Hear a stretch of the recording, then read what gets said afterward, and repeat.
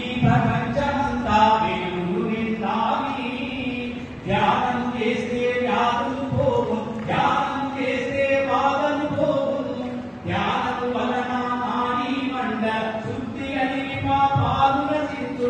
ధ్యానం చేయుట అనివార్యముగా, ధ్యానం చేసి ధన్యత పొందుదురా. పల్లె పల్లెలో ధ్యానం చేయాలి, ప్రతి వారి నీళ్ళలో ధ్యానం కలిగి ప్రపంచమంతా వెలుగులు నిండాలి. ధ్యానము చేస్తే సౌభాగ్యమురా, ధ్యానము చేస్తే వైభోగమురా. ధ్యానం చేయుట వలన వైపచి సమస్యలన్నీ మణుమాయమురా. ఏకాగ్రతతో శ్వాస పైననే ధ్యాసను గురించి ధ్యానం